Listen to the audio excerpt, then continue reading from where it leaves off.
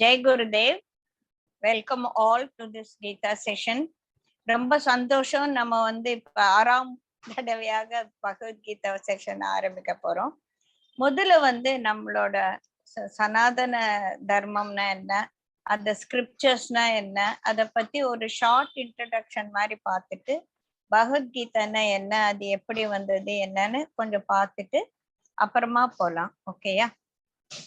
இது பகவத்கீதா அப்படின்னா பகவானோட சாங் ஆஃப் தி பகவான், சாங் ஆஃப் தி டிவைன். இது எங்க பாடப்பட்டது, எங்க சொல்லப்பட்டது அப்படின்னா, இது வார்ஃபீல்ட், யுத்த களத்துல பாடப்பட்டது. குருஜி அதான் சொல்லுவாரு, யுத்த களம்னா எப்பேற்பட்ட ஒரு இடம், ஒரே மாதிரி it is a sort of highly energetic and எல்லாரும் ஒரு அமைதியான மனதில் இருக்கக்கூடிய ஒரு நிலை இல்லை. பாட்டு எப்ப வரும்? நம்ம நிதானமா நிம்மதியா இருக்கும் போதுதான் பாட்டு வரும். ஒரே குழப்பமாவும் அஜிடேட்டடா இருக்கும் போது பாடுன்னு சொன்னா பாட்டு வராது. ஆனா இது ஒரு யுத்த களத்துல எல்லாரும் தயாரா இருக்காங்க, யார் மேல யார் அம்பு விடலாம் அப்படின்னு சொல்லி இருக்கக்கூடிய இந்த யுத்த களத்துல பகவான் அவரும் அமைதியா சொல்றாருன்னா அது அவரால மட்டும்தான் முடியும், மத்தவங்களால முடியாது. இந்த இடத்துல இன்னொரு முக்கியமான ஒரு பாயிண்ட் என்ன நம்மனா குருஜி சொல்லியிருக்காருன்னா, எந்த இடத்துல சமாதான பேச்சு வேணும், எங்க சண்டையும் இருக்கும். இப்ப 2 பேர் சண்டை போட்டுட்டு இருந்தா நம்ம போய் அவங்க நடுவுல சமாதானம் பண்ணி வைக்கலாம். அவங்க 2 பேர் நல்லா சிரிச்சு பேசிட்டு இருக்கும்போது நான் அவங்கள சமாதானப்படுத்தி வைக்கிறேன் அப்படின்னா ரொம்ப நல்ல பைத்தியக்காரத்தனமா இருக்கும் இல்லையா?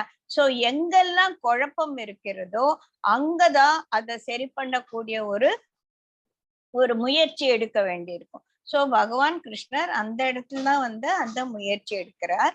இந்த பகவத்கீதா என்பது மகாபாரதத்துல ஒரு பகுதியாக இருக்குது. நிறைய பர்வம் அப்படின்னு சொல்லுவாங்க இல்லையா, பீஷ்ம பர்வம் அப்படி நிறைய இருக்குது. அதாவது பார்ட்ஸ், அத்தியாயங்களுடைய பெயர்கள்.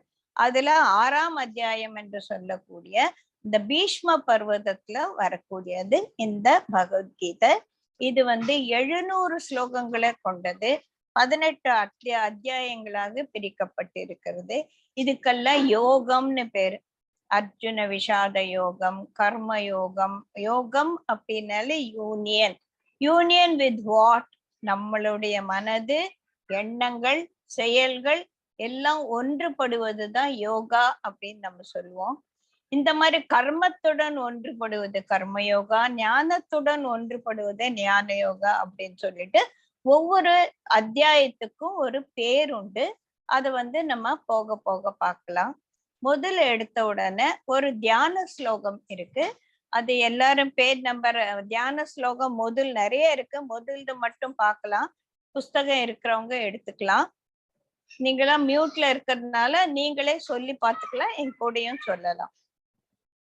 ஓம் பார்த்தாய பிரதிபோதிதாம் பகவதாம் நாராயணேன ஸ்வயம் வியாசேன க்ரதிதாம் புராணமுனினாம் மத்யே மகாபாரதம் அத்வைதாமிருதவர்ஷிணீம் பகவதீம் அஷ்டாதசாத்யாயினீம் அம்ப த்வாமனுசந்ததாமி பகவத்கீதே பவத்வேஷினி. இங்க பகவத்கீதைய ஒரு அம்பாளா இங்க உருவகப்படுத்தி இருக்கு. அந்த அம்பாளுக்கு எங்களோட பவரோகம், இந்த பிறவி என்னும் இந்த நோய் தீர்வதற்காக பகவான் கிருஷ்ணரால் பாடப்பட்ட இந்த பகவத்கீதை நான் படிப்பதால என்னோட பவதோஷம், இந்த சம்சாரம் என்னும் கடல்ல நான் மாட்டிண்டு பிறவி இறப்பு பிறப்புன்னு சொல்லி ஒரு சுழல் இருக்கேன், இதுல இருந்து நான் வர்றதுக்காக எனக்கு நீ அருள் புரிய வேண்டும் அப்படின்னு சொல்லிட்டு அந்த பகவத்கீதை என்ற ஒரு தாயா நம்ம உருவகப்படுத்தி அவர்கிட்ட கேக்குறோம். இது எப்பேற்பட்டது அப்படின்னு சொல்லி தமிழ்ல தான் இருக்கு, படிக்கிறேன், பார்த்துக்கோங்க. தாயே, பகவத்கீதை சாக்ஷாத் பகவான் நாராயணனால் பார்த்தனுக்கு உபதேசிக்க பெற்ற புராண முனியாகிய வியாசரால் மகாபாரதத்தின் கண் அமைக்க பெற்றவள். அத்வைத்த அமிர்த வர்ஷிதி. இது வந்து டோட்டலி அத்வைத்தம் அப்படின்னு சொல்லிட்டு இவரு எழுதியிருக்காரு. அத்வைத்த அமிர்த வர்ஷினி, வர்ஷிப்பவளே பிறவி பிணியை போக்குபவள்.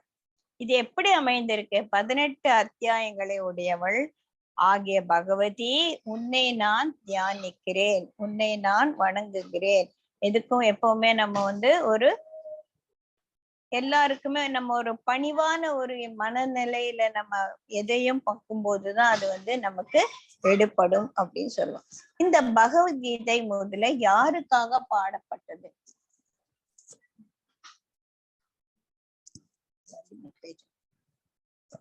இப்ப லலிகா, இப்ப வந்து பகவத்கீதை முதல் அத்தியாயம் ஆரம்பிச்சிட்டோம்.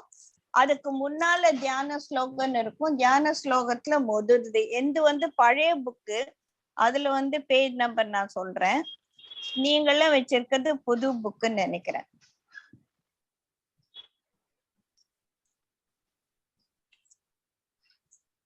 இதுல பேஜ் நம்பர் 63 இருக்கு.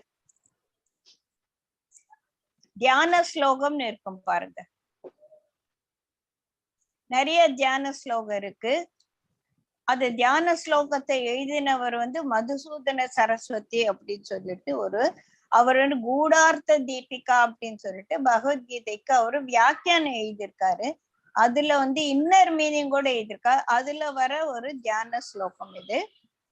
இன்னும் நிறைய தியான ஸ்லோகங்கள் இருக்கு. நம்ம அதை அப்புறமா பார்க்கலாம். ஓகே, இப்ப வந்து இந்த பகவத்கீதைன்றது யாருக்காக பாடப்பட்ட, எந்த ஒரு ஸ்கிரிப்சர்ஸும் எந்த ஒரு இதுவும் யாருக்காக பாடப்பட்டது, யாரால் பாடப்பட்டது, எதற்காக பாடப்பட்டது, இதனால் என்ன பயன் அப்படின்னு 4 விஷயங்கள் ஒவ்வொரு ஸ்கிரிப்சருக்கும் ஒவ்வொரு நூலுக்கும் உண்டு. இதுல யாருக்கு அப்படின்னு பார்க்கலாம். இதுல என்ன சப்ஜெக்ட் மேட்டர்? இதுல சப்ஜெக்ட் மேட்டரே பிரம்மம் தான். ஆத்ம விஷயத்தை, ஆத்ம ஞானத்துக்காக இது எழுதப்பட்டது. இதை படிப்பவர்களுக்கெல்லாம் பிரம்மத்தை புரிய வேண்டும். பிரம்மம் என்பது என்னன்னு தெரிய வேண்டும். பிரம்மமும் ஆத்மாவும் ஒண்ணு அப்படின்னு போக போக நம்ம புரிஞ்சுக்குவோம். யாரு படிக்கலாம் இந்த ஸ்கிரிப்சர்ஸ அப்படின்னா, யார் யாரெல்லாம் சீக்கர்ஸோ, எனக்கு நான் பந்தப்பட்டு இருக்கிறேன், எனக்கு வந்து ரொம்ப வாழ்க்கையில வந்து அப்ஸ் அண்ட் டவுன்ஸ் இருக்கு, இந்த வாழ்க்கையை எப்படி ஹேண்டில் பண்றதுன்னு எனக்கு தெரியல, இதை விட என்ன இருக்கு, இந்த தின்றது தூங்குறது வாழறது இததான் வாழ்க்கையா, இதுக்கு மேல வேற ஏதாவதுனா இருக்கா அப்படின்னு தேட ஆரம்பிச்சவர்களுக்கு சீக்கர்ஸ் சொல்லுவோம் இல்லையா. அந்த ஆத்ம ஞானத்தை தேடி ஹையர் நாலேஜ தேடி போறவங்களாக்க சீக்கர்ஸ் பேரு. அந்த சீக்கர்ஸ் எல்லாமே they are eligible to read this. சரியா, அவங்களுக்காக. இதனால என்ன கிடைக்கும் அப்படின்னா, உனக்கும் அந்த பிரம்மத்துக்கும் ஒரு நேரான தொடர்பு உண்டாகும். பிரம்மத்தை நம்ம புரிஞ்சுக்கிறது என்ன, நமக்கு ஒரு தொடர்பு உண்டானாதான் அதை நம்ம புரிஞ்சுக்க முடியும். உனக்கும் பிரம்மத்துக்கும் ஒரு தொடர்பு உண்டாக்கக்கூடிய ஒரு பாதை இது.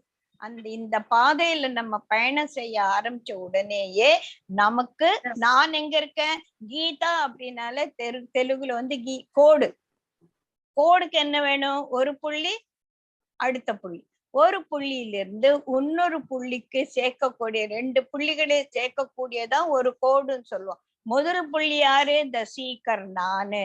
கடைசி புள்ளி எது, பிரம்மம். சோ என்னை பிரம்மத்துடன், என்னை ஆத்ம ஞானத்துடன் சேர்க்கக்கூடிய வழி, பாதை, அதுதான் கீதை. சோ அதனால இதுக்கு கீதைன்னு அப்படி கூட ஒரு நம்ம விளக்கம் சொல்லலாம். இது எப்படி நமக்கு கிடைக்கும்? நீ படிக்கணும். எதை படிக்கணும்? இந்த டயலாக், இந்த சம்வாதம். வாதம்னா என்ன, சண்டை போடும். நீ சொல்றது ரைட்டு, நான் சொல்றது ரைட்டுன்னு வாதிக்கிறது. அதுதான் வந்து நம்ம கோர்ட்ல எல்லாம் விவாதம் நடக்கும் இல்லையா. வாதி பிரதிவாதிக்கு விவாதங்கள் நடக்கும். அது வந்து ஹீட்டடா, நீ சொல்றது தப்பு, நீ சொல்றது தப்பு அப்படின்னு சொல்லி ஒரு எஸ்டாப்ளிஷ் பண்றதுக்காக மட்டும்தான் அது இருக்கும். ஆனா இங்க இருக்கிறது சம்வாதம். அதாவது they are in a equanimous mind. நான் கேள்வி கேட்கிறேன், நீ பதில் சொல்ற, நீ சொல்ற பதில் எனக்கு தேவையா இருக்கு, அத நான் ஒத்துக்கிறேன். அந்த பதில வந்து ரைட்டா தப்பான்னு நான் ஆராய்ச்சி பண்ணல, எனக்கு சந்தேகம் இருந்தா நான் கேக்குறேன் அப்படின்னு இது ஒரு சம்பாஷணையாக இருக்கக்கூடிய ஒரு விதத்துல அமைந்தது வந்து இந்த பகவத்கீதை. இந்த 4 விஷயங்கள் இதுல இருக்கு. யாருக்காக எழுதப்பட்டது? சீக்கர் நமக்காக எழுதப்பட்டது. என்ன எழுதியிருக்கு? ஆத்ம ஞான வேண்டிய ஒரு இலக்கை நோக்கி உன்னை அழைத்து செல்வதற்கான விஷயங்கள் இங்க எழுதப்பட்டிருக்கு. இத படிச்சா எனக்கு கிடைக்குமா? நிச்சயம் உன்னையும் பிரம்மத்தையும் சேர்க்கக்கூடிய பாதையாக இது அமைய போகிறது. இத படிச்சப்புறம் எனக்கு என்ன ஆகும்? நீ வாழ்க்கையை பற்றிய ஒரு நல்ல விஷயங்களை கத்துட்டு இந்த வாழ்க்கையை எப்படி வாழறது அப்படி உன்ன சன்னியாச யாரும் போக சொல்லல, வாழ்க்கைய எப்படி வாழறது அப்படின்னு சொல்லி கத்துக்குவ. அதனால இப்ப நம்ம குருஜி சொல்லுவார், ஸ்கூல்ல எல்லாம் எத்தனை பேர் சேர்க்கறாங்க, எல்லா பாடமும் சொல்லி தராங்க, ஆனா வாழ்க்கையை எப்படி வாழ்வதுன்னு யாரும் சொல்லி தரல. எனக்கு கோபம் வந்தா நான் அதை என்ன பண்ணணும்னு யாரும் சொல்லி தரல. எனக்கு வருத்தம் வரும்போது அதுல இருந்து வெளியில வர்றது எப்படி வர்றதுன்னு யாரும் சொல்லி தரல. சில வீட்டுல வந்து பேரண்ட்ஸ் உட்கார்ந்து டிஸ்கஸ் பண்ணி சொல்லி இருப்பாங்க, ஆனா நிறைய இடங்கள்ல நமக்கு தெரியறது இல்ல. அத பத்தி நல்லா தெரிஞ்சுக்கிறதுக்காக எழுதப்பட்டதுதான் வந்ததுதான் இந்த பகவத்கீதை என்ற கூடிய ஒரு புனிதமான நூல். இதை எல்லாரும் குருஜி தர சொல்லியிருக்காரு, எல்லாரும் ஓடி போய் முதல்ல பகவத்கீதை புக் வாங்குங்க வீட்டுல. தாய்லாந்துல எல்லாம் வந்து எல்லார் வீட்லயும் பகவத்கீதை இருக்குமாமா. குருஜி வந்து ரெஃபர் பண்ணி சொல்லியிருக்காரு. அங்க கல்யாணம்னா கல்யாணத்துல நம்மள மாதிரி கச்சேரி இதெல்லாம் வைக்கிறதில்ல, அவங்க வந்து ராமாயணம் மகாபாரதம் பகவத்கீதை தான் படிக்கிறாங்க. சோ அவ்வளவு தூரத்துக்கு அந்த தாய்லாந்துல இருக்க மக்களுக்கெல்லாம் இதுல மேல ஒரு பிடிப்பு ஏற்பட்டிருக்கு. இது உலகத்தில் உள்ள எத்தனையோ மொழிகள்ல வந்து இது மொழி மாற்றம் செய்யப்பட்டு எல்லாரும் படிக்க கூடியதாக. ஏன் இது வந்து இந்துக்களுக்கு தான், மத்தவங்க முஸ்லிம்கள் எல்லாம் படிக்க கூடாது, வேற ஜாதியினர் படிக்க கூடாது, வேற நாட்டவர் படிக்க கூடாது என்ற எந்த விதமான ரெஸ்ட்ரிக்ஷனும் கிடையாது. எல்லாரும் படிக்கலாம், எப்ப வேணாலும் படிக்கலாம், எத்தனை தடவை வேணாலும் படிக்கலாம் அப்படின்ற ஒரு முறை இதுக்கு இருக்கு இல்லையா? சில ஸ்கிரிப்சர்ஸ் இந்த நேரத்துலாம் படிக்கணும். இப்ப நம்ம யாரும் எல்லாம் படிக்க போற நேரத்துல படிச்சுட்டு இருக்கோம். ஐயோ ராத்திரி போய் பகவத்கீதை படிக்கலாம்னா சூப்பரா படிக்கலாம், எப்ப வேணாலும் படிக்கலாம். எப்பெல்லாம் மனதுல படிக்கணும்னு தோணுதோ அப்பெல்லாம் நம்ம படிக்கலாம், ஒன்னும் பிரச்சனை இல்லை. இது ஏன் படிக்கணும் அப்படின்னா, நம்ம சனாதன தர்மத்துல 3 விஷயங்கள் வந்து ஒரு ஜென்மத்துல, அட்லீஸ்ட் இந்த ஜென்மத்துல இல்லைனாலும் நம்ம இந்த சோலோட ஜேர்னில இந்த 3 விஷயங்கள் வந்து கட்டாயம் நமக்கு தெரியணும். அதுக்கு வந்து முக்கியமானவை, அதுக்கு பேரு பிரஸ்தான திரயம் அப்படின்னு பேரு. ஒண்ணு வந்து பிரம்மசூத்திரம், மிகவும் புரிந்து கொள்வதற்கு மிகவும் கடினமானது. அதை யாரானா நமக்கு எக்ஸ்பிளைன் பண்ணாதான் புரியும். அதுல என்ன இருக்கு அப்படின்னா பிரம்மத்தை பற்றிய விஷயங்கள் இருக்கு. பிரம்மசூத்திரம் 1, உபனிஷத் 2வது, 3வது வந்து பகவத்கீதை. உபனிஷத்துங்கிறது இந்த வேதங்கள் எப்பவுமே 2 பாகமாக இருக்கும். அதுல வந்து முதல் பாகம் வந்து கர்ம காண்டம் பேரு, 2வது பாகம் ஞான காண்டம்.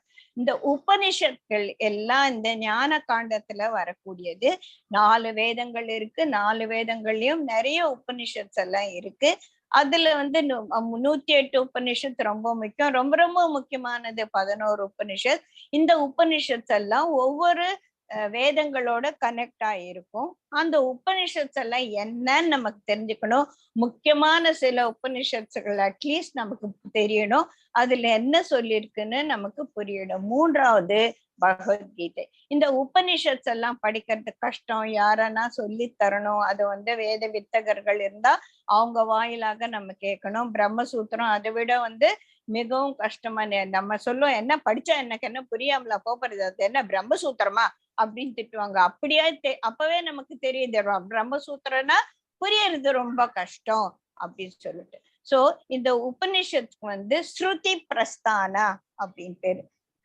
ஸ்ருதி அப்படின்னா eternal truth, it is an eternal principle directly from the cosmic consciousnessல இருந்து வந்ததுதான் உபனிஷத்து. அதுக்கு வந்து ஸ்ருதி பிரஸ்தானா அப்படின்னு சொல்லுவோம். பகவத்கீதை வந்து ஸ்மிருதி பிரஸ்தானா, ஞாபகத்துல இருந்து நம்மளோட ஒரு இதுல இருந்து பகவானால சொல்லப்பட்டது. அது ஸ்மிருதி பிரஸ்தான அப்படின்னு சொல்லுவோம். It is the practical application of thing. பிரம்மசூத்ரான்றது வந்து நியாய பிரஸ்தானா. சோ உபனிஷத் வந்து வேத வாக்கியம், வேதங்கள்ல இருந்து வரக்கூடிய ஒரு வாக்கியம். வேத வாக்கியம்னாலே வந்து அதுதான் பிரமாணம். எது ஒண்ணுக்கும் நமக்கு ப்ரூஃப் வேணும் இல்லையா? அந்த மாதிரி அல்டிமேட் பிரமாணம்ங்கிறது வந்து வேதங்கள். எதுல வேதங்கள் சொல்லியிருக்கா அது வந்து அதுக்கு வந்து வேற மறுப்பே கிடையாது. அந்த மாதிரி இருக்கிறது வந்து உபனிஷத்து. அது வேதங்களுடைய ஒரு பகுதி தான். அதனால அதுக்கு வேத வாக்கியா அப்படின்னு பேரு. அடுத்தது பகவத்கீதை வந்து வேத விதேயன் வாக்கியா. வேதங்கள் யார வந்து பெருமைப்படுத்தி பேசுகிறதோ, யாரை வந்து ஹையஸ்ட் நாலேஜ் இருக்கிறவங்க ப்ரொக்ளைம் பண்ணுதோ, யாரது? கிருஷ்ண பகவான். அவர்கிட்ட இருந்து வந்ததுனால வேத விதேயன் வாக்கியா அப்படின்னு அதுக்கு சொல்லுவோம். பிரம்மசூத்திரம் வந்து வைதிக வாக்கியா. அது வந்து மகரிஷிகளோட வியாசர் கிட்ட இருந்து வந்தது வந்து பிரம்மசூத்திரம். சோ இதெல்லாம் பிரஸ்தான திரயம் சொல்லிட்டு இதெல்லாம் ஒருத்தர் வாழ்க்கையில படிச்சுதான் ஆகணும். நம்ம இப்ப பகவத்கீதையில ஆரம்பிச்சிருக்கோம். போக போக நம்ம எல்லாமே நம்ம தெரிஞ்சுக்க போகலாம். சரி, இது மகாபாரதம்ன்றது என்ன அப்படின்னா, அது ஒரு யுத்த காவியம். யுத்த காவியம்னா 2 பேருக்கு நடக்கக்கூடிய ஒரு யுத்தம். எதுக்காக யுத்தம் நடக்கிறது? ராஜ்யத்துக்காக தான் யுத்தம் நடக்கிறது. எல்லாருக்கும் மகாபாரத கதை தெரியும் இல்லையா? இப்ப அந்த கதைக்குள்ள நம்ம போக வேண்டாம். 2 குரூப், திருதராஷ்டருடைய வழித்தோன்றர்களான துரியோதனாதிகள், பாண்டுவின் வழித்தோன்றர்களான பாண்டவர்கள்.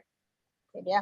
அந்த காலத்துல என்ன ஆச்சுன்னா, இந்தியானா இந்த ஃபுல்லா கண்ட்ரி ஃபுல்லு வந்து நிறைய ராஜ்யங்களாக இருந்தது.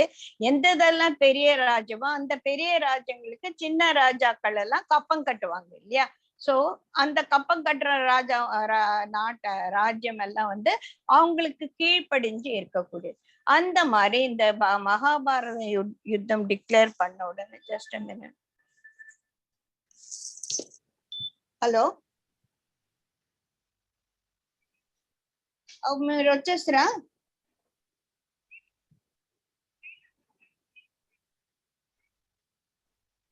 సరిమా, నేను భగవద్గీత క్లాస్ చెప్తా ఉంటాను, అవనకు మాట్లాడతా.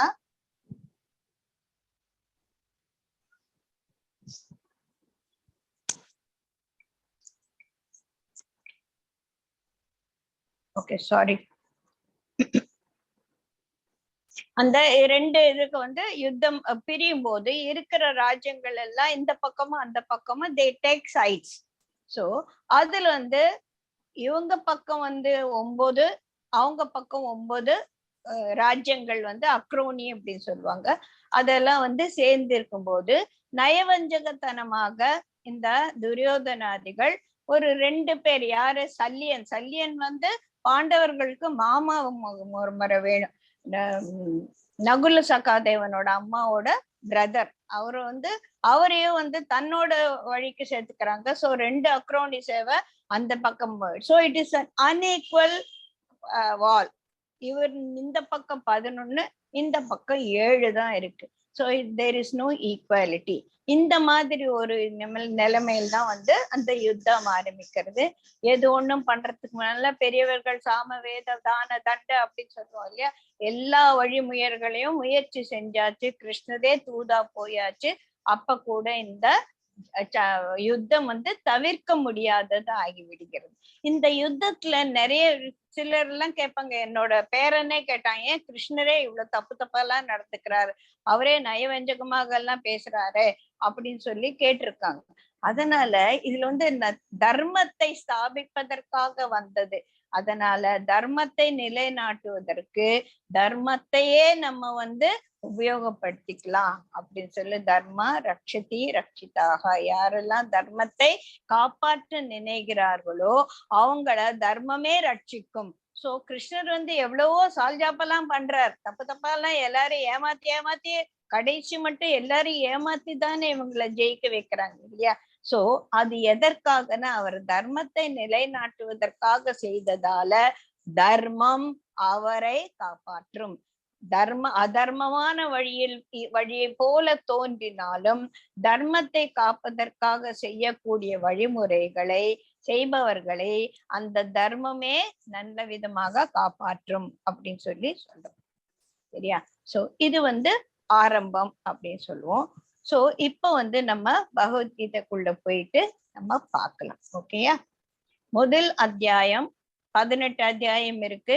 இதுல முதல் அத்தியாயம் பேர் அர்ஜுன விஷாத யோகம்.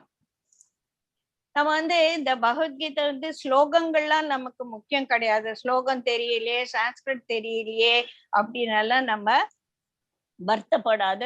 சான்ஸ்கிரிட் தெரிஞ்சாதான் படிக்க முடியும் அப்படியெல்லாம் கிடையாது. ஜாப்பனீஸே படிக்கிறாங்க, அப்புறம் அவனுக்கு சான்ஸ்கிரிட் தெரியுமா? அவசியம் இல்லை. இருந்தாலும் சம்ஸ்கிருதம்ங்கிறது ஒரு தெய்வீக பாஷை அப்படின்னு சொல்லுவோம்.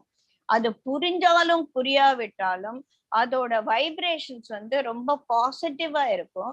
அதனால நான் என்ன பண்றேன்னா, ஒரு 5 ஸ்லோகம் நம்ம ரிசைட் பண்ணி இப்படிதான் இருக்கும் அப்படின்னு ஒரு எண்ணம். பகவத்கீதைன்னா இப்படிதான் இருக்கும் அப்படின்னு தெரிஞ்சுக்கிறதுக்காக ஒரு 5 ஸ்லோகம் நம்ம ரிசைட் பண்ணிட்டு அப்புறமா பார்க்கலாம். சரிங்களா? ஒரு 5 தான். எப்பவுமே நம்ம எல்லா ஸ்லோகத்தையும் நம்ம படிக்க வேண்டியது இல்லை. வேணும் போது நம்ம முக்கியமானதை படிச்சுக்கலாம். Just have an idea about how it is recited. ஒரு 5 ஸ்லோகம் படிக்கலாம். ஓகேயா? ஓம் பரமாத்மனே நமஹ. அத பிரதமோத்யாயः. Dhritarashtra Prabhavathi please mute. திருதராஷ்டிர உவாச்ச தர்மக்ஷேத்ரே குருக்ஷேத்ரே समवेदायुयुत्सवः मामका पाण्डवाश्चैव किमकुर्वत सञ्जय.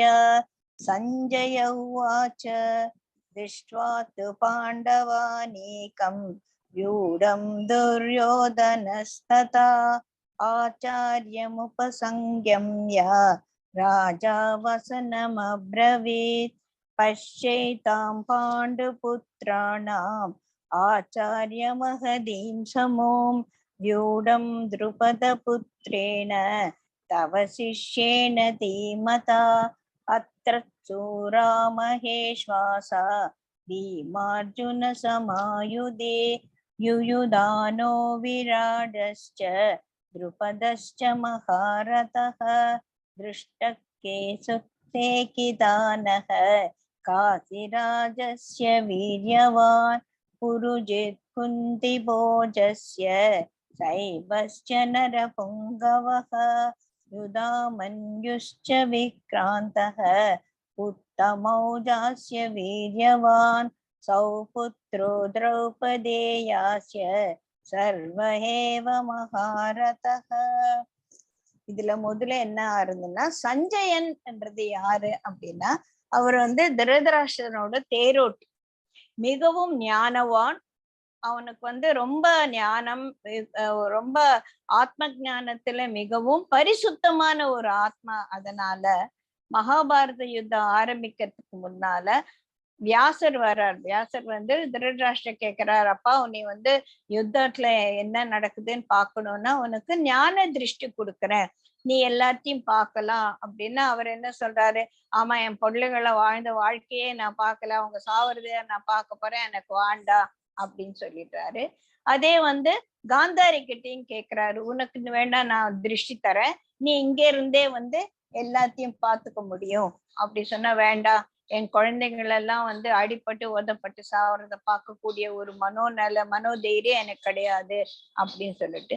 ஆனா திருதராஷ்டிரனுக்கு அங்க என்ன நடக்குதுன்னு யாரன்னா சொல்லணும் இல்லையா? யுத்தம் எங்கேயோ நடக்குது, அரண்மனை வேற எங்கேயோ இருக்குது. அதனால சஞ்சயனுக்கு உனக்கு கொடுக்குறேன் அப்படின்னு சொல்லும் போது, அவர் பரிசுத்த ஆத்மாவாக இருந்ததுனால அவரால அந்த ஞான திருஷ்டியை வாங்கிக்க முடிஞ்சது.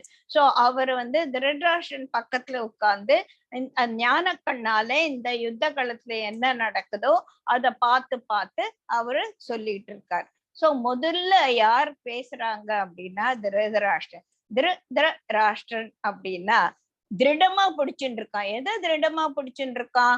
ராஜ்யத்தை. பேர்லயே பாருங்க, அந்த ராஜ்யத்தை விடமாட்டேன் அப்படின்னு சொல்லிட்டு அவன் பிடிச்சு வச்சுட்டு இருக்கான். அவன் பேரு திருதராஷ்டிரன்.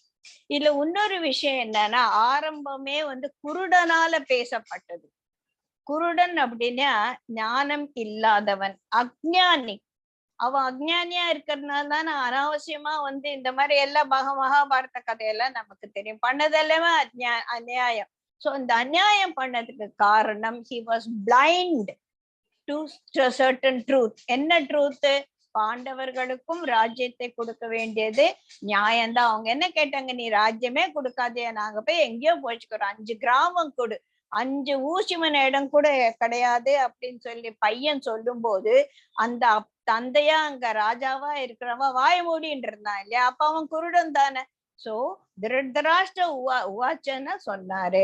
திருதராஷ்டிர உவாச்சனா ஆரம்பமே குருட்டுத்தனமான ஒரு மூளை இருக்கிறவன் தான் ஆரம்பிக்கிறான். நம்ம எல்லாமே ஞானம் இல்லாத போது அஜ்ஞானத்தால் கண்கள் மூடப்பட்டவர்களாக இருக்கிறோம். சோ இதிலிருந்து தவவசனம் கரிஷ்யாமி அப்படின்னு சொல்லிட்டு கம்ப்ளீட் சரண்டருக்கு நம்ம போறோம் 18 அத்தியாயம் படிச்சு முடிச்ச உடனே. சோ நம்மளும் ஒவ்வொரு இடத்துலயும் நான் எங்க இருக்கேன், குருஜா தான் சொல்ற, அந்த 18 அத்தியாயத்துல படிச்சுட்டே இருக்கும்போது நீ எந்த அத்தியாயத்துல இருக்க, எந்த கிளாஸ்ல இருக்க, 5ஆம் கிளாஸ்ல இருக்கியா, 8ஆம் கிளாஸ்ல இருக்கியா, இல்ல நீ கிராஜுவேட் ஆயிட்டியா அப்படின்னு நம்மளே நம்ம சுய பரிசோதனை பண்ணிக்கிட்டு அங்க இருந்து நம்ம அடுத்த கட்டத்துக்கு போகிறதுக்கு ட்ரை பண்ணணும். சரியா? சோ இங்க திருதராஷ்டிரன் என்ன சொல்லு, தர்மக்ஷேத்திரே குருக்ஷேத்திரே. இது ஏன் தர்மக்ஷேத்திரம்னா என்ன? The field of action. எங்க ஒரு இது நடக்குதோ அதுக்குதான் ஃபீல்ட் ஆஃப் ஆக்ஷன். அந்த ஃபீல்ட் ஆஃப் ஆக்ஷன் என்ன ஆக்ஷன் நடக்குது? தர்மத்தை நிலைநாட்டக்கூடிய ஒரு செயல் அங்க நடந்துட்டு இருக்கு. அதுதான் தர்மம். அதனால இந்த யுத்தம் நடக்கக்கூடிய இந்த யுத்த களத்துக்கு தர்மக்ஷேத்திரம் பேர். குருக்ஷேத்திரே, குருக்ஷேத்திரன்னா என்ன? இந்த குரு வம்சத்துல இருக்கிறவங்க எல்லாம் இதுல பார்ட்டிசிபேட் பண்ணிருக்காங்க. குரு வம்சம்னா இந்த அவர்களுடைய வம்சம் குருக்ஷேத்திரே. சோ ஓ சஞ்சயா, தர்மக்ஷேத்திரமாகிய குருக்ஷேத்திரத்தில் யுத்தம் செய்ய விரும்பி திரண்டு நம்மவர்களும் மாமகா பாண்டவா. அங்கே அவன் எவ்வளவு செல்பிஷ் பாருங்க. எம் பிள்ளைங்களும் எல்லாரும் என்ன பண்ணிட்டு இருக்காங்க அப்படின்னு கேட்கலாம் இல்லையா? குருவம்சத்து குழந்தைங்களாம் பையங்களாம் என்ன பண்றாங்க அப்படின்னு கேட்கலாமோ இல்லையோ? என் பசங்க மாமக்கா பாண்டவா, அவெல்லாம் பாண்டு புத்திரர்கள். அது சோ அங்கேயே he shows the difference. My me I my மைன்ங்கிறது அவனுக்கு நல்லாவே ஸ்ட்ராங்கா வந்தாச்சு. சோ என்னுடைய புத்திரர்களும் பாண்டவர்களும் என்னதாயா செஞ்சிட்டு இருக்காங்க, எனக்கு கொஞ்சம் சொல்லு அப்படின்னு he wants to know what is happening in the Kurukshetra. யுத்த காலத்துல என்ன நடக்குது அப்படின்னு தெரிஞ்சுக்க வேண்டும். இங்க இருந்து என்ன நடக்குது அப்படின்றது சஞ்சயன் சொல்லிக்கிட்டே வராரு. இது சஞ்சயனோட டைரக்ட் ஸ்பீச்ல இருக்கும். அப்பப்ப சஞ்சயன் இந்த மாதிரி அர்ஜுனர் சொன்னாரு, இந்த மாதிரி கிருஷ்ணர் சொன்னாரு அப்படின்னு சொல்லிட்டு மத்தவாளோட டைரக்ட் ஸ்பீச்சையும் இவர் இன்க்ளூட் பண்ணிக்கிறார். புரியுதுங்களா? So whole thing was told to Dhritarashtra by Sanjaya. சரியா? அதுல இப்ப அர்ஜுனன் இதை சொல்லிட்டு இருக்கான், இப்ப கிருஷ்ணர் அர்ஜுனருக்கு இப்படி சொல்லிட்டு இருக்கார் அப்படின்னு சொல்லிட்டு அவர் ஒரு டைரக்ட் டெலிகாஸ்ட் மாதிரி அவரை பண்ணிட்டு இருக்கார். ஓகே. அடுத்தது சஞ்சய உவாச்ச திருஷ்டாத்து பாண்டவானிக. நான் என்ன பாக்குறேன், அவர் பாக்குறாரு இல்லையா, ஞான கண்ணால பார்த்துட்டு அத அவர் அப்படியே எக்ஸ்பிளைன் பண்றாரு. Second verse. இப்போது ராஜாவாகிய துரியோதனன் அணிவகுத்து நின்ற பாண்டவர்களுடைய பார்த்ததும் ஆச்சாரியரை அன்னைக்கு, யாரு ஆச்சாரியார்? துரோணாச்சாரியர் அன்னைக்கு வார்த்தையை சொல்லுகிறான். இப்ப இங்க பார்த்தோம்னா இந்த துரியோதனனுக்கு ஒரு பயம் வந்துருச்சு எல்லாருக்கும். இப்ப நல்லா படிச்ச பசங்க எப்படா பெல் அடிக்கும், எப்படா ஹால்குள்ள போய் எக்ஸாம் எழுதலான்னு இருப்பாங்க இல்லையா? இந்த நல்லா படிக்காத பசங்க அவன் என்ன சொல்றான், இதே எக்ஸ்பிளைன் பண்ண, அதே எக்ஸ்பிளைன் பண்ணேன்னு காய்ன்னு ஒரு அமைதி இல்லாம அங்கேயும் இங்கேயும் ஓடிட்டு இருப்பாங்க. ஏன்? Because they are not confident of writing the exam properly. ஏன்னா நம்ம சரியா ப்ரிப்பேர் பண்ணல, நல்லா ப்ரிப்பேர் பண்ணல. அது மாதிரி இங்க துரியோதனுக்கு தன் மேல ஒரு நம்பிக்கை இல்லை. மனம் வந்து அஜிடேட்டடா இருக்கு அவனுக்கு, நம்ம ஜெயிப்போமோ. ஏன்னா அவனுக்கு நல்லா தெரியும், நல்ல ஜெயிக்கக்கூடியவர்கள் எல்லாம், வில்லாளிகள் எல்லாம் அந்த அர்ஜுனனை யாரும் கர்ணனை வச்சுட்டு இருக்கானே தவிர கர்ணனை அர்ஜுனனுக்கு ஈக்குவலான்றதுக்கு இவனுக்கு சந்தேகம்.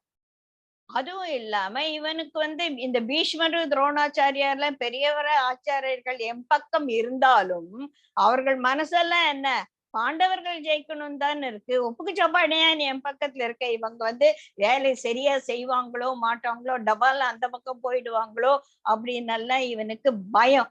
அந்த அஜிடேட்டட் மைண்ட்ல ஒரு 4 ஸ்லோகம் வந்து அவன் ஒளறி கொட்டுறான். சோ என்ன பாக்குறான், திருஷ்டுவாத்து பாண்டவானீக்கம் வியூடம். ஒரு பக்கம் வந்து துரியோதனர்களுடைய துரியோதனாதிகள் வியூடம், வியூடம்னா தே ஹாவ் சம் பேட்டர்ன், ஒரு பேட்டர்ன் போடுவாங்க இல்லையா, அந்த மாதிரி அந்த பேட்டர்ன் போட்டு நின்னுட்டு இருக்காங்க. அந்த மாதிரி சமயத்துல ராஜாவான துரியோதனன் ஆச்சாரியரை துரோணாச்சாரியரை பார்த்து சொல்றான். இங்க வந்து இந்த வார்த்தைகள்ல நம்ம முதல்ல படிக்கலாம், அப்புறமா ஆச்சாரியாரே ஆச்சாரியரே 3வது ஸ்லோகம், உமது சிஷ்யனும் துருபதன் புத்திர, துருபதன் தான் இங்க வந்து படை தளபதியா, அந்நியோட படை தளபதியா இருக்க வந்து துருபதன். அவளும் அணிவகுப்பட்டிருக்கும் இந்த பெரிய பாண்டவர்களை பாரு அப்படின்னு. பார்க்காமல இருப்பாங்க இல்லையா, துரோணாச்சாரியாரு பாரு.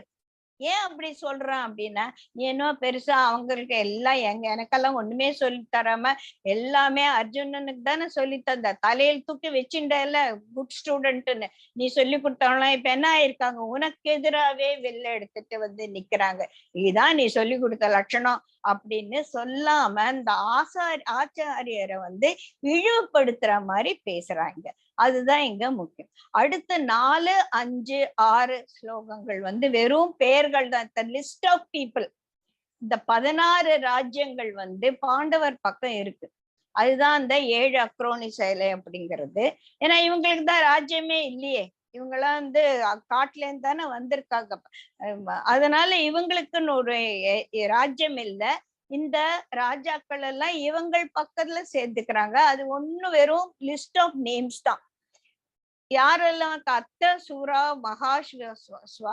ஈஸ்வாசன்னு வில்லை எறியக்கூடியவர்கள், ஈஸ்வா அப்படின்னா வில்லை எறியக்கூடியவர்கள், மகா ஈஸ்வா வில்வித்தையில மிகவும் பேர் போனவர்களான பீமன், அர்ஜுனன், யுயுதானோ, விராடச்ச, திருபதச்சராதா, மகாரதா, திருஷ்டகேது அப்படின்னு ஒரு 16, நீங்க எண்ணி பாத்தீங்கன்னா 16 ராஜாக்களோட பேர் இருக்கும். இந்த 16 ராஜாக்களும் அந்த பாண்டவர் பக்கத்துல போய் நிக்கிறாங்க அப்படின்னு அவங்களையும் வந்து இவன் இழிவுபடுத்துறான். யாரோட பேச்சு இது, சஞ்சயன் சொல்லிட்டு இருக்கான். எதை பத்தி சொல்லிட்டு இருக்கான், துரியோதனன் இப்படி எல்லாம் துரோணாச்சாரியார பார்த்து சொன்னான் அப்படின்னு சஞ்சயன் சொல்லிட்டு இருக்கான். யாருக்கு சொல்லிட்டு இருக்கான், இவர திருதராஷ்டிரனுக்கு சொல்லிட்டு இருக்கான். சரிங்களா? சோ இதெல்லாம் 4, 5, 6 நீங்க படிச்சீங்கன்னா ராஜாக்களுடைய பேர்கள் தான். எதுக்கும் அது ஒரு தடவை நம்ம பார்த்துடலாம். இங்கே பாண்டவ படையில் சூரர்களாகவும் பெரிய வில்லாளிகளாகவும் யுத்தத்தில் பீமனுக்கும் அர்ஜுனனுக்கும் சமமானவர். இவ பீம அர்ஜுனனோட ஏன் கம்பேர் பண்றான், இவனுக்கு தெரியும் பீமன் அர்ஜுனனை வந்து யாராலையும் வெல்ல முடியாது, அவங்களுக்கு மீறினவங்க யாரும் இல்லைன்னு இவங்க மனசுக்கு தெரியும். அப்ப கூட அவன் சொல்றான், அவங்களுக்கு ஈடானவர்களான அர்ஜுனுக்கு சமமானவர்களான யுயுதானா விராட தேசத்து அரசனும் மகாரதனாகிய துருபத தேசத்து அரசன் துஷ்டகேது, கேசிதான, வீரியமுடைய காசிராஜன், புரிஜித் என்பவனும், குந்தி போஜனும், மனிதருள் முதன்மை வகிக்கும் சைபஸ்யன் என்பவனும், பேராற்றல் படைத்திருக்கும் யுயுதாமன்யுவும், வல்லமையுடைய உத்தமௌஜஸ் என்பவனும், சுபத்ரையின் புதல்வன் அபிமனு, திரௌபதியின் புதல்வர்கள் ஆகியவர்களும் கூடியிருக்கிறார்கள். இவர்கள் எல்லோருமே மகாரதர்கள். மகாரதர்னா 11 சேனையை வந்து வழி நடத்துபவர்கள் அப்படின்னு சொல்லி பேரு. அவங்களெல்லாம் வந்து மகாரதர்கள்.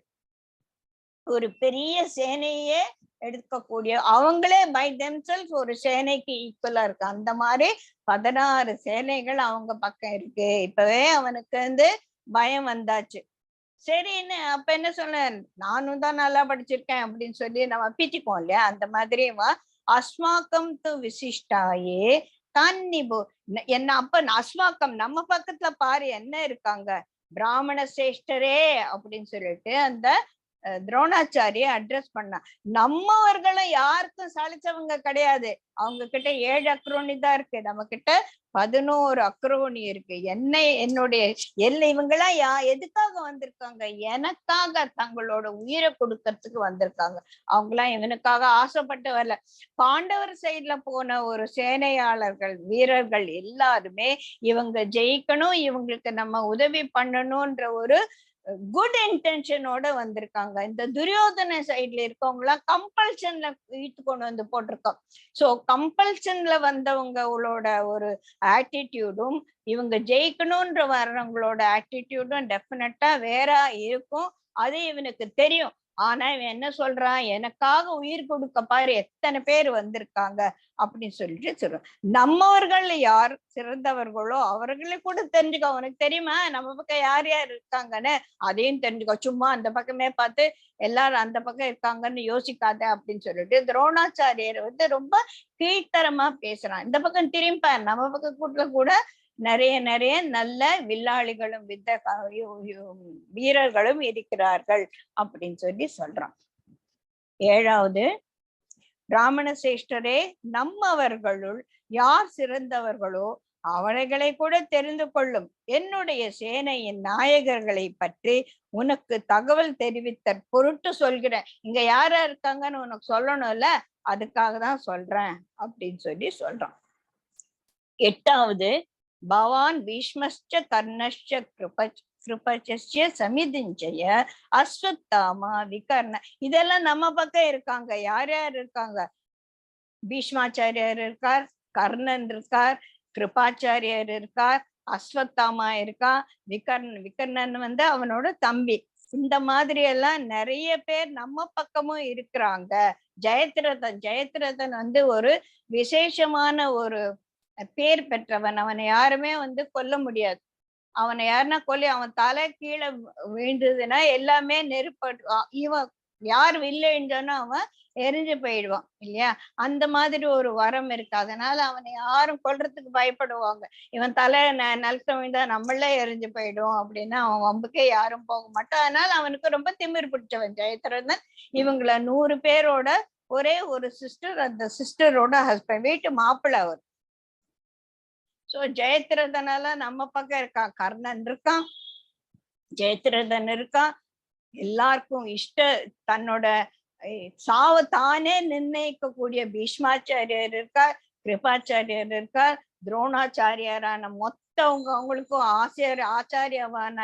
ஆசிரியராக இருந்த வில்வித்தையெல்லாம் கத்து கொடுத்த துரோணாச்சாரியர் நம்ம பக்கம்தான் இருக்கார். நம்ம பக்கமும் இவ்வளவு பேர் இருக்காங்க அப்படி சொன்ன. தாங்களும், அதாவது துரோணாச்சாரியரும் பீஷ்மரும் கர்ணனும் போர் முனையில் வெற்றியே வடிவெடுத்துள்ள கிருபாச்சாரியரும் அஸ்வத்தாமாவும் விகர்ணனும் சோமதத்தன் புதல்வனாக புரிஜித்தும் ஜெயத்ரதனும் இருக்கிறார்கள். இதை தவிர அனேச்ச பகவ சூராமதர்த்தே த்யக்த்வா ஜீவிதா நானா சஸ்திர பிரகரணாக சர்வ யுத்த விசாரத்தக. நானாவிதமான பலவிதமான சஸ்திரங்கள், அஸ்திரங்கள் வேற சஸ்திரங்கள் வேற. சிலர் ஆயுதங்கள் வில்ல வச்சு பண்றது வேற, அது ஆயுத வித்தை. இன்னொன்னு அந்த வில்லு வச்சுட்டு அதுக்குள்ள மந்திரங்கள் சொல்லுவாங்க. மந்திரத்தால மந்திரங்களே ஒரு யுத்த கருவிகளாக உபயோகிக்கிறவர்கள் நிறைய பேர் இருக்காங்க. அதான் அஸ்திர சஸ்திர. அஸ்திரங்கள்னா அந்த மனதால சொல்லக்கூடிய அந்த வைப்ரேஷன்ஸாலேயே அவங்க ஒரு யுத்த ஆயுதமா பயன்படுத்தக்கூடியவங்க. அந்த மாதிரி எல்லாம் நிறைய பேர் இருக்காங்க. அவங்க எல்லாம் சூரர்கள். எல்லோரும் என் பொருட்டு உயிரை கொடுப்பதற்காக துணிந்தவர்கள். பலவிதமான ஆயுதங்களையும் அம்புகளையும் உடையவர்களாயும் யுத்தத்தில் மிக தேர்ந்தவர்களாயும் பல சூரர்கள் இருக்கிறாங்க. எங்க நம்ம பக்கத்துல இருக்காங்க. நம்ம பக்கம் ஒன்னும் குறைஞ்சது இல்லை அப்படின்னு சொல்றாரு. சோ இப்போ என்னன்னா பீஷ்மர் இஷ்ட மிருத்யு அப்படின்னு சொல்லிட்டு அவர் என்னைக்கு நான் ஓகேன்னு சொல்றாரோ அன்னைக்குதான் அவர் தன்னோட உயிர் தியாகம் பண்ண முடியும். சோ அவர் உயிரோடு இருக்கிற மட்டும் இந்த சேனைய யாரும் வெல்ல முடியாது இல்லையா. சோ பீஷ்மர் நம்ம பக்கம் இருக்கா. நீங்களாம் ஒன்னையும் கிழிக்க வேண்டாம், நீங்களாம் ஒண்ணும் பெருசா சண்டை எல்லாம் போட வேண்டாம். பீஷ்மரை பாத்துக்கோங்க, அவருக்கு ஒரு நஷ்டமும் வராம பாத்துட்டேன்னா அதுவே போரும். பீஷ்மர் இருக்கிற மட்டும் நமக்கு தோல்வி கிடையாது. சோ நீ அவங்கள பார்த்துண்டா அதுவே போரும் அப்படின்னு சொல்லிட்டு சொல்லு. அபர்யாப்தம் தஸ்மாக்கம் பலம் பீஷ்மா பரீட்சிதம் பர்யாப்தம் விவிதாமே தேசாம் பலம் பீமாக்கி ரக்ஷதம். பீமனால காப்பாற்றப்படக்கூடிய அந்த சேனை சின்னது, பர்யாப்தம், அது ஒண்ணும் அவ்வளவு பெரிய இல்லை. ஆனா நம்ம பீஷ்மரால காப்பாற்றப்படக்கூடிய பாதுகாக்கக்கூடிய இந்த நம்மளுடைய அபர்யாப்தம், அது அளவிட முடியாதது. அதனால நீங்க எல்லாரும் இவரை பார்த்துக்கோங்க போரும் அப்படின்னு சொன்னார். பீஷ்மர் பாதுகாக்கும் நமது படை பறந்து அளவு கடந்து இருக்கிறது, பீமன் பரிபாலிக்கும் அவர்கள் படையோ கட்டுக்கு அடங்கியது. அவ்வளோ ஒண்ணு பெருசு இல்ல அப்படின்னு சொல்ற. அடுத்த அயனேசுச்ச சர்வேஷ். இதில் நம்ம ஒவ்வொரு ஸ்லோகமும் படிச்சா நம்ம 3/4 மணி நேரம் ஆயிடுச்சு, 15 நிமிஷம் தான் இருக்கு. கொஞ்சம் சீக்கிரமா பார்க்கலாம். படை வகுப்புகள் அனைத்திலும் அவரவர்களின் இடக்கொண்டு எல்லோரும் பீஷ்மரையே பாதுகாக்க அது போரும், நீங்க ஒண்ணும் வேற ஒண்ணும் செய்ய வேண்டாம். 12வது வல்லமை வாய்ந்தவரும் குருகுல வயோதிகருமான பாட்டனார் அவனுக்கு துரியோதனன் உற்சாகத்தை ஊட்ட உறக்க. இப்ப இவன் கையா கையா கையான்னு கத்தின்னு இருக்கான். அந்த பக்கம் அவங்க இருக்காங்க, இந்த பக்கம் இவங்க இருக்காங்க அப்படின்னு சொல்லிட்டு கத்தும் போது குழந்தைங்களை சில சமயத்துல ரொம்ப அல்லோல கல்லோல பட்டுட்டு சொல்லு கடங்காம எதனா கத்திட்டு இருந்தான்னா வீட்டுல என்ன பண்ணுவாங்க, பண்ண சுமாரு அப்படின்னு சொல்லும்போது சப்புன்னு ஆயிடுவாங்கல்ல. அந்த மாதிரி பாக்குறாரு பீஷ்மர்.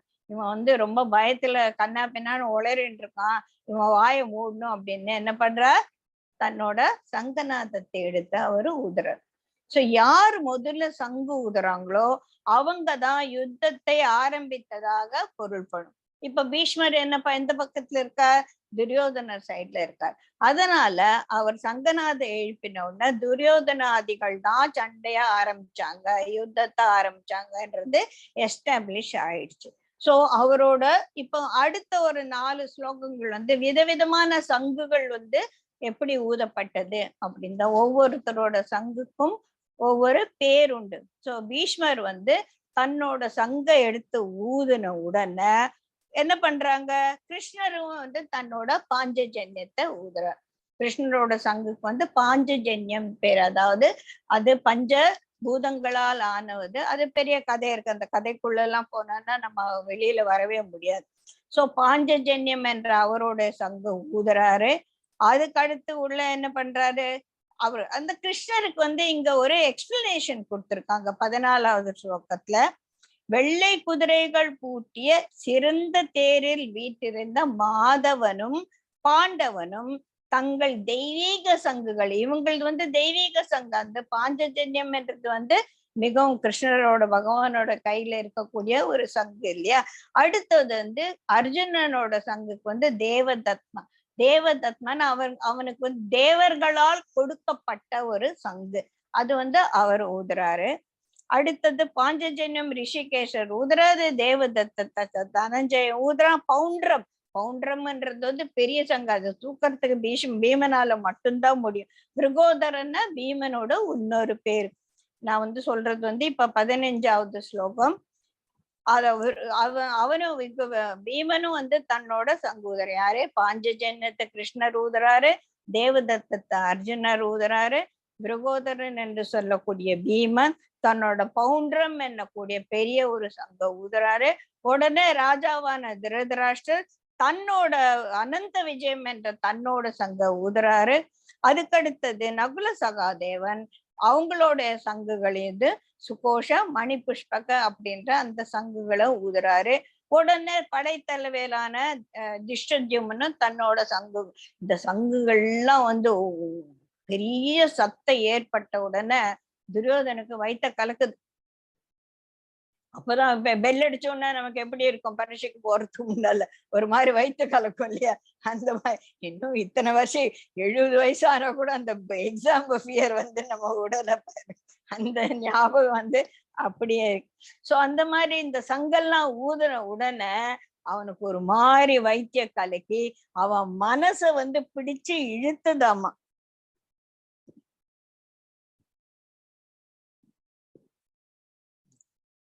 சோ 15, 16, 17 எல்லாம் இந்த சங்குகளோட பெயர்கள் தான். 18வது திருப்பதன் திரௌபதி. இப்ப திருப்பதன் வந்து திரௌபதியோட பிரதர் இல்லையா, கூட வந்து. அப்புறம் திரௌபதியோட 5 புதல்வர்கள் எல்லாருமே அவங்கவுங்களோட சங்குகளை ஒதுக்கிறார். திருபதனும் திரௌபதியின் புதல்வர்களும் தோல் வலிமை உடையவனாகிய சுபத்ரையின் மகனும் ஆக எல்லோரும் தனித்தனியே சங்குகளை ஊதினார்கள். 19வது மேலும் அப்பெரும் முழக்கம் விண்ணையும் மண்ணையும் சேர்ந்து ஒலிக்க செய்வதாய் திருதராஷ்டிர கூட்டத்தாரின் நெஞ்சுகளை என்ன பண்றது, விளக்குறது. பயம் அவனுக்கு அப்படி நெஞ்சுகளை. அதே வந்து நல்லா படிச்ச பசங்க என்ன சொல்லுங்க, பெல் அடிச்சோன்னா அப்பா பெல் அடிச்சுட்டு போய் பரிசு எழுதலாம். அந்த மாதிரி பாண்டவர்கள் வந்து அப்படியே ரெடி ஆயிட்டு இருக்காங்க. ஆஹா சங்கு ஊதிடுச்சு, கவான் நம்ம வந்து ரெடி ஆகலான் இருக்கா. இவங்க சங்கூதனோட வைத்த கலக்கத்தை இவங்களுக்கு வந்து பயம் வந்துருது. ஏன்னா தாங்கள் ஜெயிப்போம் அப்படின்ற நம்பிக்கை கிடையாது. ஏன் ஜெயிக்க மாட்டோம், 11 அக்ரோனி அவங்களோட சேலையை விட நம்ம சேனை பெருசா இருந்தா கூட நம்ம ஜெயிக்க போறது இல்ல அப்படின்னு தெரிஞ்சது. ஏன்னா இவங்க பக்கம் தர்மம் நியாயம் கிடையாது, பாண்டவர்கள் பக்கம்தான் தர்மமும் ஞானமும் இருக்கும். சோ யார் வேற இருக்கா அந்த பக்கம், கிருஷ்ணர் வேற இருக்காரு. அதனால தர்மம் தான் ஜெயிக்கும் அப்படின்றது அவங்களுக்கே வந்து உரைக்க ஆரம்பிக்குது. அதனால்தான் அவங்களுக்கு பயம் வருது. ஐயோ நம்ம தோத்து போயிடுவோமோ அப்படின்னு சொல்லிட்டு பயப்படுறாங்க. அரசே அப்ப 20வது அப்பால் குரங்கு கொடியுடையவனாகிய அர்ஜுனன். குரங்கு கொடி, அந்த கொடியில யார் இருக்காங்க அப்படின்னா அந்த கொடியில வந்து அனுமான் இருக்கார். சோ இதுல இன்னொரு விசேஷமான இது என்னன்னா, இந்த பகவத்கீதையை நேரா கேட்டவங்க, அப்புறமா நம்மளாம் படிக்கிறோம், நிறைய பேர் படிக்கிறாங்க, உலகத்துக்கு எல்லாருமே படிக்கிறாங்க. ஆனா நேரா காதால கேட்டது யாருன்னா 4 பேரு. ஒருத்தர் வந்து இந்த கொடி அர்ஜுனனோட கொடியில இருக்கக்கூடிய நம்ம ஹனுமார். அவர் கேக்குறார் நேரடியா அந்த பகவத்கீதை கிருஷ்ணரேந்து வாயில வந்த அந்த பகவத்கீதையை நேரடியாக கேட்பார் வந்து ஒருத்தர் வந்து அர்ஜுனன். ஒவ்வொரு 4 பேர் கேக்குறாங்க, 4 பேருக்கு 4 விதமான பயன்களை தந்தது. அது ஹனுமான் எப்பேற்பட்டவர், அவர் வந்து ராம பக்தர், மிகவும் உயர்ந்த ஞானி. அவருக்கு பகவானோட இந்த கீதையை கேட்ட உடனே அவருக்கு முக்தி கிடைச்சிருச்சு. சோ அனுமார் கேட்கிறார், ஆஞ்சநேயர் கேட்கிறார், அவருக்கு முக்தி கிடைச்சது. அடுத்தது யாருக்காக சொல்லப்பட்டது, அர்ஜுனுக்காக சொல்லப்பட்டது. அவனுக்கு என்ன கிடைச்சது, அவனுக்கு பிரம்ம வித்யா யோக சாஸ்திரே அப்படின்னு சொல்லல. இந்த யோக சாஸ்திரமான இந்த இதை கேட்டோம்னா அவனுக்கு பிரம்ம வித்யா ஆத்ம ஞானம் வந்தது. அடுத்தது சஞ்சயன் தானே கேட்டு சொல்லிட்டு இருக்காங்க. he becomes a messenger, he takes a messages to the Dhritarashtra. அதனால அவனுக்கும் அந்த புண்ணியம் கிடைக்கிறது. அடுத்தது வியாசர் இதை கேட்டதால இதெல்லாம் நமக்கு அவரை குறிப்பு எடுத்துக்கிட்டு எல்லாம் ரைட் டவுன் பண்ணிக்கிட்டு நமக்கு இன்னைக்கு இந்த பகவத்கீதை கிடைக்கிறதுன்னா அது வியாச பகவானால. சோ வியாசர் கேட்டதால நமக்கு கிடைச்சது, சஞ்சயன் கேட்டதால திருதராஷ்டிரனுக்கு புரிஞ்சது, அர்ஜுனன் கேட்டதால அவனுக்கு ஆத்ம ஞானம் வந்தது, ஆஞ்சநேயர் கேட்டதுனால அவருக்கு முக்தி வந்தது. சோ இந்த 4 பேர்ல நம்ம எந்த இடத்துல இருக்கோம், மெசஞ்சரா இருக்கோமா, படிச்சுட்டு புஸ்தகத்தை மூடி வச்சுட்டு அடுத்த வேலை 10 மணிக்கு ஆனவுடனே போய் படுத்துக்க போறோமா அப்படின்னு நம்ம வெறும் மெசேஜஸ படிக்க போறோமா, இல்ல அர்ஜுனன் மாதிரி ஆத்ம ஞானத்தை புரிஞ்சுக்க போறோமா, இல்லை இத புரிஞ்சுண்டு இத மத்த எப்படி வியாச பகவான் நமக்காக இதெல்லாம் அவர் எப்படி எழுதி வச்சோரோ அந்த மாதிரி நம்ம மத்தவங்களுக்கு சொல்ல போறோமா, இல்ல ஆத்ம ஞானத்துல மேல போய் மறுபடியும் மறுபடியும் மறுபடியும் படிச்சு படிச்சு புரிஞ்சுண்டு நம்ம முக்தி அடைய போறோமா அப்படின்ற இந்த 4 பேரை நம்ம எந்த இடத்துல இருக்கோம். டெஃபினெட்லி வி ஆர் தேர் இன் சஞ்சயன். கேட்டுன்னு இருக்கோம் இல்லையா? சோ இந்த சஞ்சயன்ல இருந்து அர்ஜுனன் ஆகி வியாச பகவான் ஆகி அதுல இருந்து நம்ம ஆஞ்சநேயர் ஆகி முக்தி அடையணும்ன்றது ஒரு குறிக்கோளாக வச்சுக்கலாம், அத நம்மளோட குறியாக வச்சுக்கலாம். அப்பதான் நம்ம பகவத்கீதை படிக்கிறதுக்கு ஒரு விதமான எதனா ஒரு புண்ணியம் உண்டு. 4 பேருக்கு இப்ப எனக்கு ரொம்ப சந்தோஷம். சங்கீதா மத்தவங்க எல்லாருமே அவங்களோட ரிலேட்டிவ்ஸ்கெல்லாம் கூப்பிட்டு சொல்லிட்டு இருக்காங்க. So you are also doing the Seva. என்ன சேவா பண்ணிட்டு இருக்கோம் நம்ம எல்லாம்? வியாச பகவான் சொன்னத 4 பேருக்கு நம்ம 18th சாப்டர்ல வரும். இந்த யார் யார் கேக்குறாங்களோ அவங்களுக்கெல்லாம் யுக்தி, யார் யார கேட்கறதுக்கு கூட்டின்னு வராங்களோ அவங்களுக்கும் முக்கியம். அப்பெல்லாம் நம்மளாம் அந்த வேலை செஞ்சுட்டு இருக்கோம். பகவானோட கருணையால நமக்கு 4 பேருக்கு சொல்லணும்ன்ற ஒரு நல்ல எண்ணம் வந்ததே நம்ம வியாச பகவானோட ஸ்டேஜுக்கு போயிட்டோம்னு சொல்லி நம்மலாம் நம்மளே பாராட்டிக்கலாம். சரிங்களா? 20வது அரசே அப்பால் குரங்கு கொடி உடையோனாகிய அர்ஜுனன் போர் துவக்க தலைப்பட்டிருந்த திருதராஷ்டிர கூட்டத்தாரை பார்த்து அம்புகள் பறக்க ஆரம்பிக்கும் முன் வில்லை ஏந்தி கொண்டு கிருஷ்ணனுக்கு இச்சொல்லை உரைத்தான். அர்ஜுன உவாச்ச சேனையோர் ஒப்பியோர் மத்திய. அப்பா கிருஷ்ணா, இந்த 2 சேனைகளுக்கும் நடுவில் எடுத்துட்டு என்ன நிறுத்து. நான் பாக்குறேன் யார் யாரெல்லாம் சண்டை போட வந்திருக்காங்க. அனாவசியமா இந்த துரியோதனன் தோத்த போறான்னு தெரிஞ்சு கூட இந்த 11 அக்ரோனி சேனை நின்று இருக்க. யார் யாரெல்லாம் எதுக்காக இங்க நிக்கிறாங்கன்னு நான் பாக்கணும். நம்ம பக்கத்துல யார் இருக்காங்க அப்படின்னு பாக்கணும் அப்படின்னு சொல்லிட்டு என்னுடைய தேரை இரு கூட்டத்தார்களுக்கும் நடுவுல 2 யுத்த களத்துல அணிவகுத்து இருக்கக்கூடிய 2 அணிகளுக்கும் நடுவுல என்ன எடுத்துன்னு போய் நிறுத்து அப்படின்னு சொல்றா. கிருஷ்ணர் யாரு? ரொம்ப குறும்பு பிடிச்சவர் இல்லையா? அவர் எடுத்துன்னு போய் ஏதோ நடுவில் நிக்க வைக்க வேண்டியதானே. நேர எடுத்துன்னு போய் பீஷ்மர் துரோணாச்சாரியார் இருக்கிற இடத்துல நிக்க வைக்கிறார். போகணும் தானே. அவங்கள பார்த்தா இவன் மனசு என்ன ஆகும்? கலங்கம் இல்ல? அந்த மாதிரிதான் ஆயிடுச்சு. அது நம்ம என்ன இப்படி கலக்கம் வந்தது. இப்ப அர்ஜுன உவாச்ச படிச்சிருக்கோம். என்ன 21 முடிச்சிருக்கோம். என்ன சொல்லியிருக்கார்? அச்சுதா, படைகள் திரண்டு இருக்கும் இடையில் என் தேரை நிறுத்துக. இப்போரில் யார் யாரோடு யுத்தம் செய்ய வேண்டும் என்பதையும் போரை விரும்பி முன்னிற்போர் யார் என்பதையும் கவனிக்கிறேன். யாரெல்லாம் ஃபர்ஸ்ட் ஃப்ரண்ட் ரோல் நிக்கிறாங்களோ நான் பார்க்கணும் அப்படின்னு சொல்லிட்டு புல்லறிவாள் 23 படிச்சிடலாம். அது 21, 22 இருப்பேன். புல்லறிவாளன் ஆகிய துரியோதனுக்கு பிரீத்தி பண்ணும் பொருட்டு அவனை ஒரு காக்கா பிடிக்கிறதுக்காக தான் இவங்கெல்லாம் வந்திருக்காங்க. ஒருவேளை நாளைக்கு அவன் ஜெயிச்சிட்டானா போர் புரிய இங்க திரண்டிருப்போரை நான் காண வேண்டும் அப்படின்னு சொன்ன உடனே சஞ்சயர் சொல்றாரு. இந்த மாதிரி கேட்ட உடனே பகவான் கிருஷ்ணர் அந்த தேரை எடுத்துன்னு போய் 2 இதுக்கும் நடுவுல நிறுத்திட்டு பீஷ்மருக்கும் துரோணாச்சாரியாருக்கும் எதிர நிறுத்துறார். இதுல இருந்து நம்ம வியாழக்கிழமை கிளாஸ்ல பார்க்கலாம். ஓகேயா? ஜெய் குருதேவ். நான் ரெக்கார்டிங் ஸ்டாப் பண்ணிடுறேன்.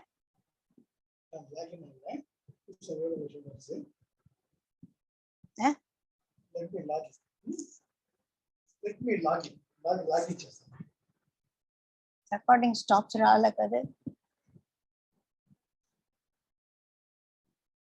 ఏం రాలే.